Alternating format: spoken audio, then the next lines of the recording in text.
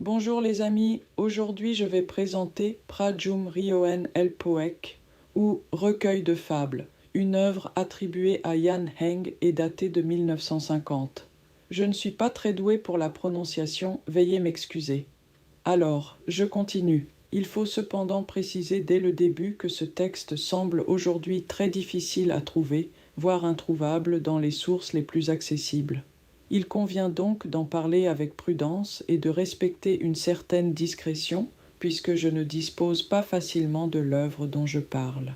Malgré cela, ce titre reste intéressant, car il permet de mieux comprendre une facette de l'écriture de Jan Heng, auteur également connu pour L'amour suprême. D'après son titre, Prajum Rioen Elpoek serait un recueil de fables. La fable est un genre littéraire qui cherche en général à transmettre un enseignement moral dans des récits courts, simples et expressifs. On peut donc penser que cette œuvre avait pour but à la fois de plaire au lecteur et de l'instruire. Elle abordait sans doute des comportements humains, des défauts comme l'orgueil, la ruse ou l'égoïsme, mais aussi des qualités comme la sagesse, la prudence, la justice et la mesure. Même si le texte est aujourd'hui peu accessible, on peut supposer que ce recueil s'inscrivait dans une littérature de réflexion où tout récit portait une leçon de vie. Elle correspond bien à l'idée traditionnelle de la fable. Raconter une histoire brève pour faire réfléchir sur la société et sur les relations humaines.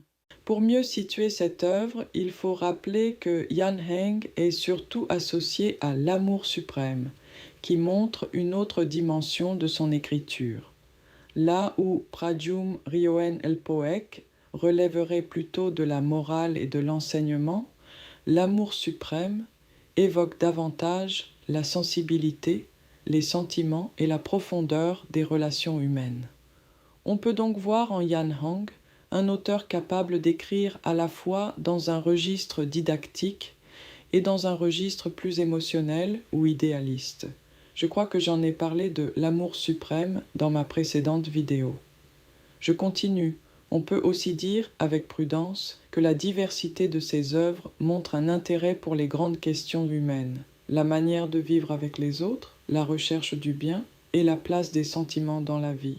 Même si toutes ces œuvres ne sont pas faciles à consulter aujourd'hui, elles laissent l'image d'un écrivain attentif à la fois à la morale, à la société et à l'idéal humain. Pour conclure, Prajum Rioen Elpoek apparaît comme une œuvre rare et difficile d'accès dont il faut parler avec attention. Toutefois, son titre permet de penser qu'il s'agissait d'un recueil de fables qui vise la morale, centré sur la sagesse, la prudence et la vie en société. En le rapprochant de l'amour suprême, on comprend que Jan Heng semble avoir exploré plusieurs dimensions de l'expérience humaine, à la fois morale et affective. Ainsi, même si certaines de ses œuvres restent discrètes ou introuvables, elles témoignent d'une écriture tournée vers la réflexion et l'élévation de l'homme. Tout de suite, Prajum Rioen Elpoek, recueil de fables.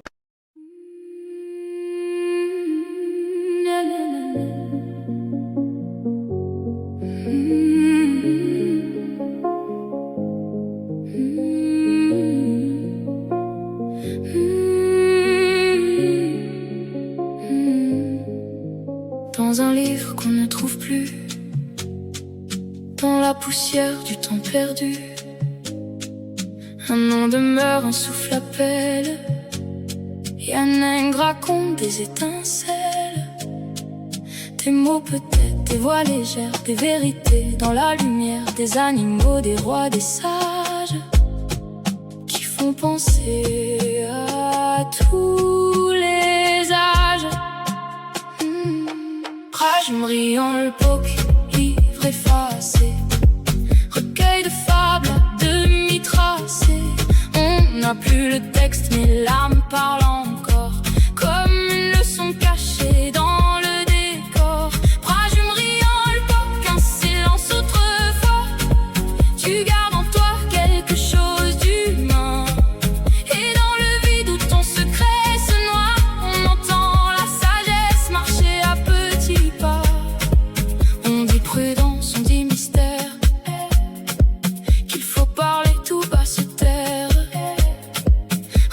t'es là mais la distance, et laisser vivre ton absence. Mais dans ce manque une chose monte encore de la poussière, comme une morale inachevée, comme un chemin à deviner. Rage brillant le bloc, livre effacé, recueil de fables à demi tracé. On n'a plus le texte mais l'âme parle encore, comme une leçon cachée dans le décor. Rage brillant le bloc, un silence autrefois. Tu gardes en toi quelque chose d'humain, et dans le vide où ton secret se noie, on entend la sagesse marcher à petits pas. Et près de toi, l'amour suprême rappelle un autre toi, un autre thème. Chez Yann Hengreza.